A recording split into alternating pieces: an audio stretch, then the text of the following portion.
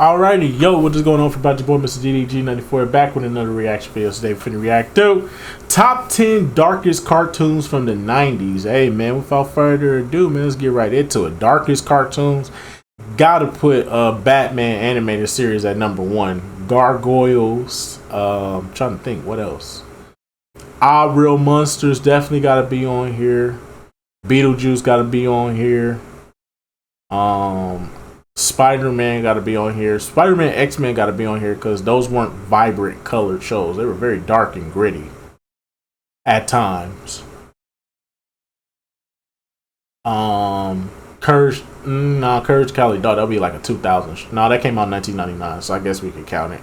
Yeah, Courage the Cowardly Dog is a dark show. Yeah, those would be my picks right there. But without further ado, man, let's get right into it. Number 10. X-Men. X-Men comics have always dealt with issues of social justice, with mutants representing the other. Today, the downtown area was rocked by another outbreak of violence. The fact that the perpetrator is believed to be a mutant has fueled current anti-mutant hysteria now growing nationwide. Since the show was based on the comics, episodes covered heavy topics, prejudice and bigotry being at the core. From its premiere episode, the anti-mutant hysteria is in full swing, with the Mutant Control Agency's giant robot policemen, aka Sentinels, on the hunt for Jubilee. Target identified. Initiate capture. Target? Capture? The X-Men protect her and go on a mission to destroy the agency's mutant records. But Morph seemingly dies in the process. For all we know, Morph and Beast may still be alive. Beast is... What about Morph? This set the tone for X-Men, showing that anyone can die, including main characters, even though Morph did return. Though the series was progressive, some moments were probably a little too dark for a kid's Saturday morning cartoon. Number 9. Pinky and the Brain. That was pretty Live.com. Yeah. Pinky and the Brain. How about that? World domination isn't anything new to kid shows, especially when it comes to superheroes and villains. Pinky, do you realize This show was never dark, in my personal opinion. I never looked at Pinky and the Brain as a dark show. Never in my life.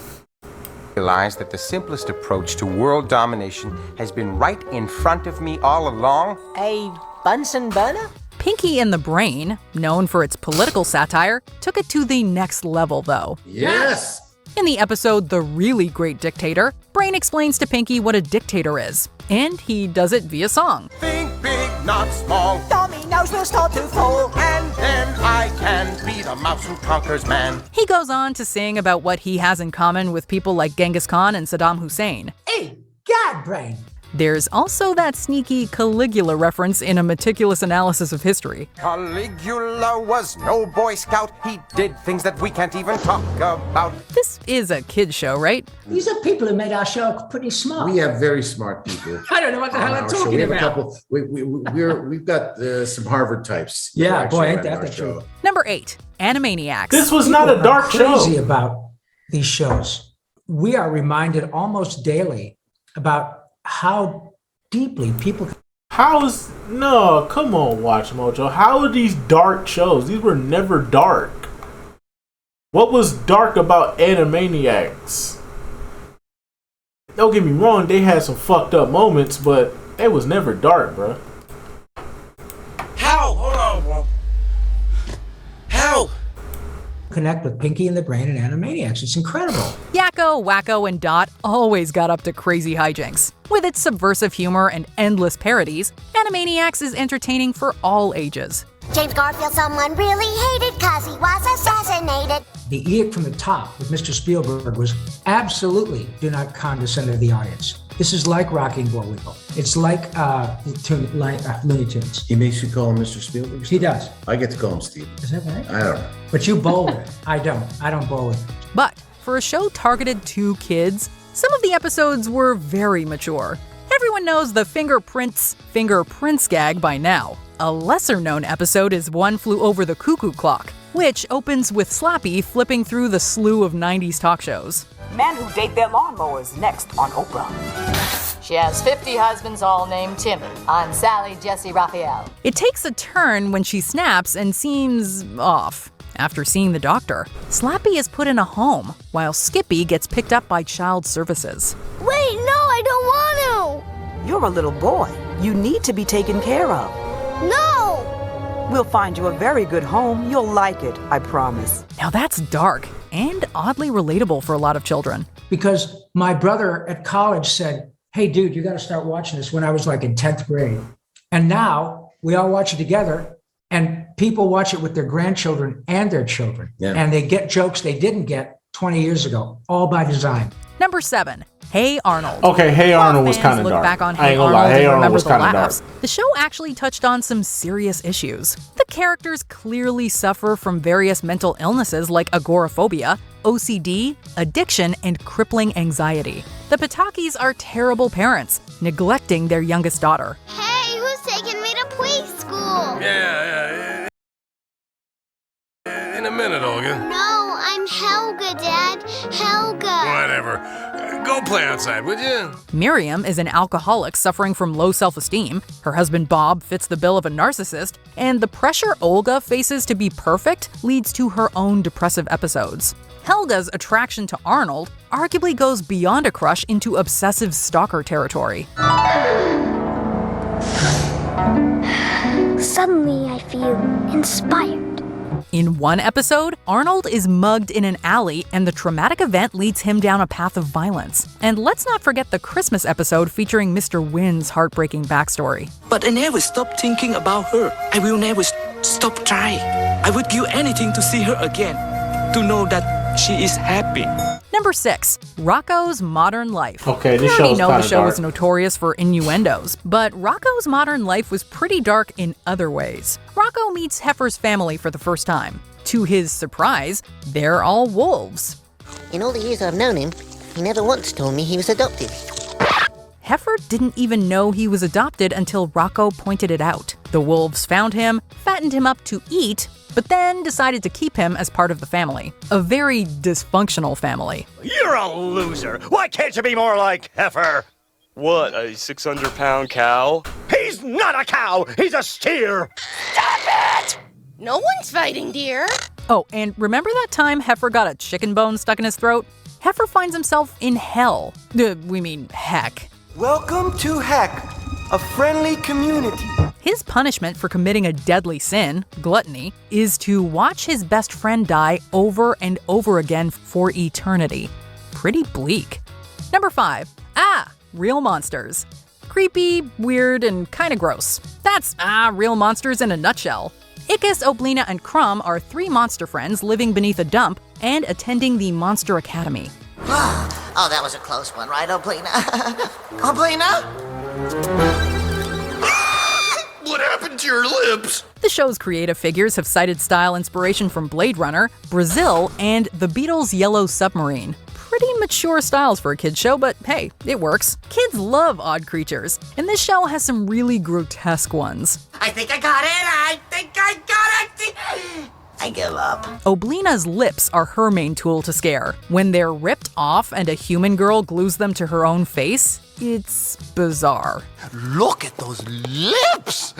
You should be a supermodel. I kiss your foot.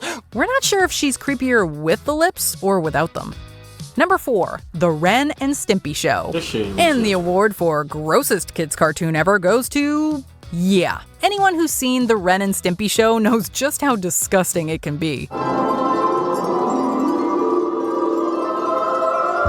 The show's known for its controversial dark humor, excessive violence, and implied sexual situations. The amount of body horror is enough to make even an adult look away, like a jester literally rubbing salt into his own self-inflicted wound.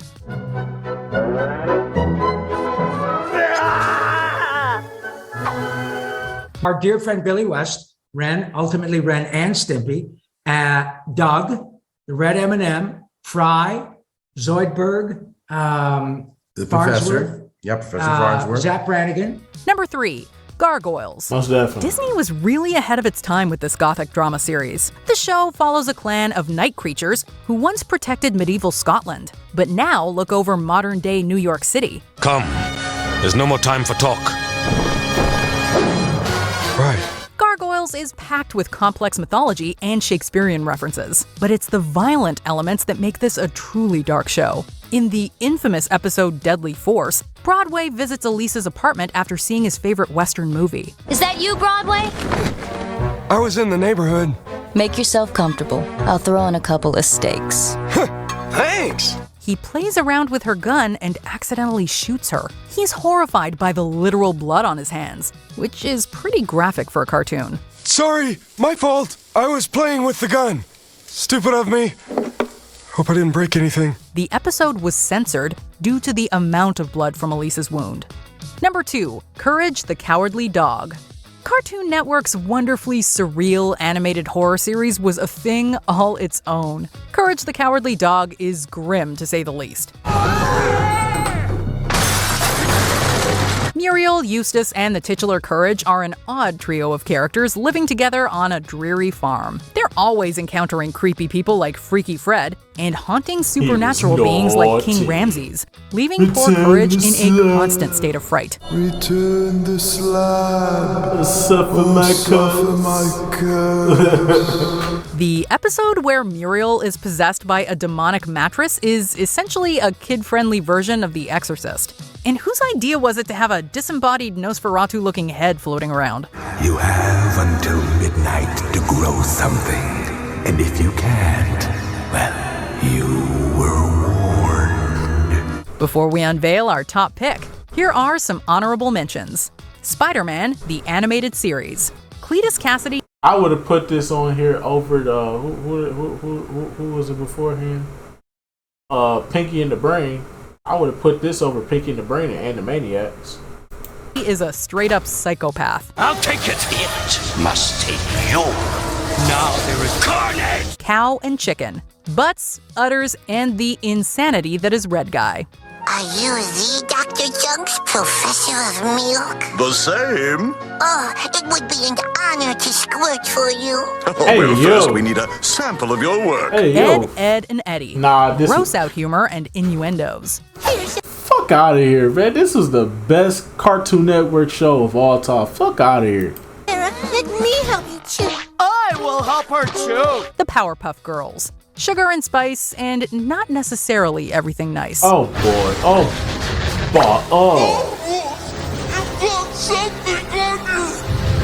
Oh, brother. Beetlejuice. It may have debuted in the 80s, Beetlejuice. but its success continued on into the early 90s.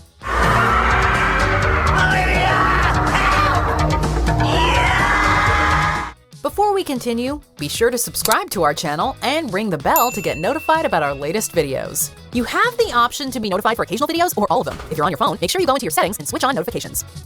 Number 1, Batman the Animated Series. Most definitely. When someone always asks number you one. who the best Always Batman number is, names like Keaton or Bale are usually top of mind. But what about Conroy? Kevin has actually played Batman. I know. More than any other of the actors. Yeah. You know, you can point to the cinematic Batman and go, and each their excellences.